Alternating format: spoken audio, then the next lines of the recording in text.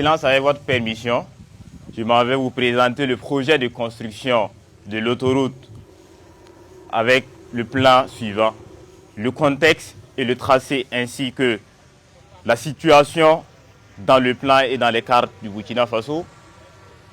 En numéro 2, le tableau 2, c'est tout ce qui est volet aménagement pouvant permettre d'interconnecter le réseau. Et le troisième tableau excellence, c'est tout ce qui est spécifications techniques et normes de conception prises en compte dans ce projet.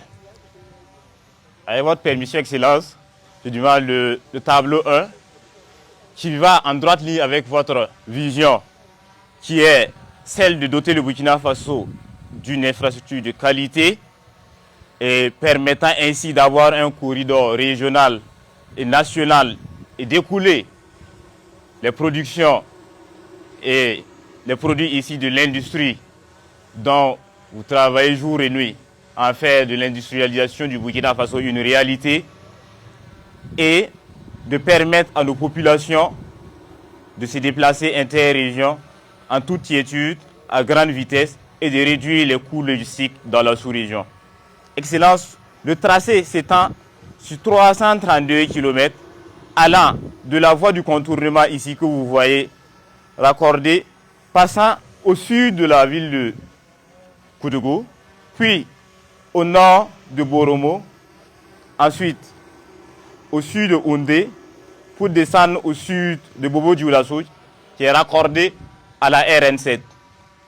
Excellence, cette autoroute comporte deux chaussées séparées par un terre-plein central pour faciliter le déplacement des véhicules. Chaque sens comporte 4 voies de circulation avec une grande largeur roulable pour les véhicules poids lourds et un accotement leur permettant d'aller à grande vitesse et en toute sécurité. Excellence, permettez-moi de passer au volet 2, le tableau 2 qui comporte le volet aménagement paysager qui va avec la construction de cette autoroute. L'autoroute est une voie à accès contrôlé. Donc, il y a des échangeurs qui rentrent dans le paysage de l'autoroute et qui permet de sortir par des bretelles d'accès et d'y entrer à très grande vitesse sans forcément perturber ceux qui sont sur l'axe principal. Les bretelles de sécurité, vous voyez bien l'emprise qui s'étend sur 100 mètres, c'est aussi large pour permettre une meilleure visibilité, excellence. Les glissières de sécurité ainsi que la largeur des voies tiennent en compte le confort, la rapidité et la fluidité du trafic. Excellence, pour passer au troisième tableau avec votre permission, nous avons tenu compte de toutes les spécifications techniques dans les règles de l'art. Votre vision est de doter le Burkina Faso d'une infrastructure sans pareil pour permettre une harmonisation des efforts dans la sous-région et un développement économique endogène avec les moyens locaux, les ressources locaux et la transformation des matières premières. Donc, aucun obstacle naturel ou artificiel ne peut arrêter cette dynamique. Ainsi, des ouvrages sans pareil ont été planifiés dans cette conception, à savoir des ouvrages d'art que sont des ponts en béton précontraint de très grande portée, pouvant permettre de franchir des obstacles naturels, comme je vous le disais, que sont les cours d'eau. Ici, à l'image, l'exemple du fleuve Nazino ou du Mouhoun, mais aussi des passages inférieurs pour permettre aux véhicules qui passent sur les routes nationales classiques à vitesse réduite ou les routes régionales communément appelées RR de traverser sous l'autoroute et de vaquer à leurs occupations. Pas seulement eux.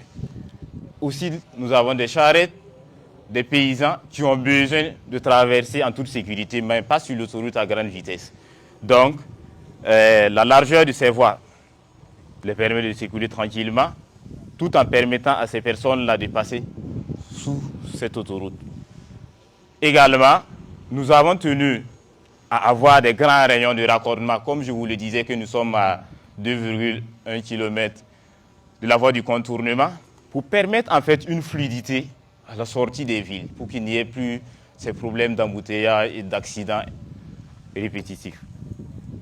Excellence, la faune et la flore sont aussi des éléments importants pour nous, Burkinabés. Et nous savons que nous avons beaucoup d'animaux, beaucoup d'éléphants, dont des passages inférieurs ont été prévus pour ces éléphants, ainsi que plein d'autres animaux. Il y a aussi bien des buses pour permettre à l'eau de s'écouler, ainsi qu'à ces animaux-là de suivre le courant d'air et de se sentir dans leur biotope naturel.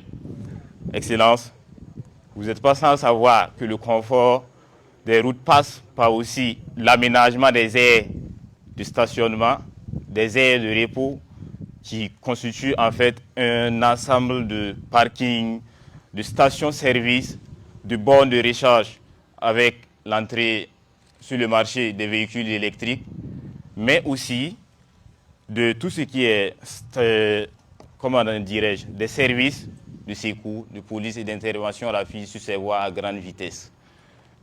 Nous avons également, comme je vous le disais précédemment dans le tableau 2, des échangeurs autoroutiers permettant d'avoir accès. Vous voyez toute la signalisation qui va avec le projet, qui découle directement sur des postes de péage pour permettre une meilleure exploitation de ce projet. Et l'entretien courant ces années dont la chaussée est censée supporter toutes les charges, estimées à environ 80 000 véhicules par jour, avec des pannes maximales limitées à 7% pour permettre aux poids lourds de ne pas avoir à mettre beaucoup d'énergie pour circuler. Mais également, comme je vous le disais, tout ce qui est passage inférieur, passage supérieur revu en les standards de conception. Pour terminer, Excellence, nous retiendrons que la construction d'une autoroute, c'est bâtir un lien entre les régions, une promesse d'avenir et aussi une prospérité économique sans pareil pour toute une nation. Je vous remercie, Excellence.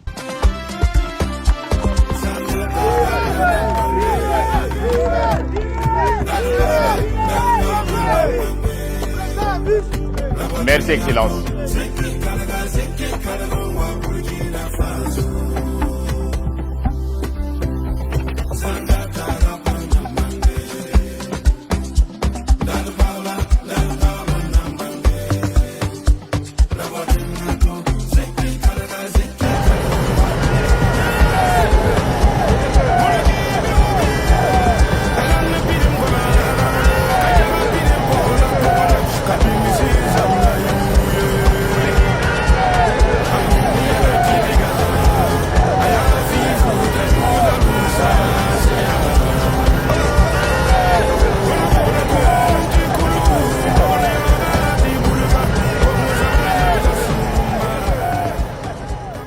Le lancement de cette autoroute de 4x2 est un projet très ambitieux et ce ne sera pas ça seulement. On veut rejoindre tous les chefs-lieux de région par des autoroutes.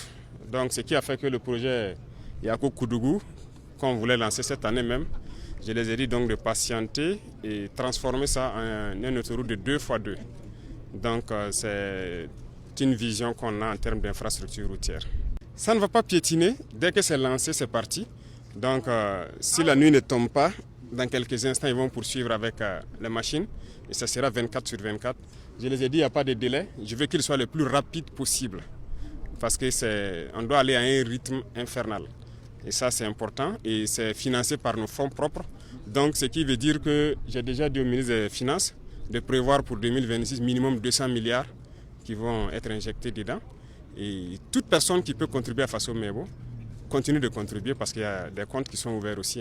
Et les villages que ça va traverser, nous invitons tout le monde à donner du sien parce qu'il y a beaucoup de choses qui peuvent être apportées, même en emportant du moëlan, vous participez à la construction de la route. Donc ça ne va pas piétiner. L'ambition, c'est que chaque chef-lieu de région soit donc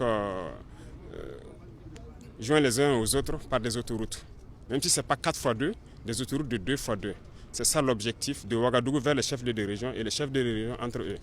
Donc à partir d'ici, dès que les bulles vont finir le terrassement, qui est le gros travail, ils vont se diriger vers un autre chantier immédiatement.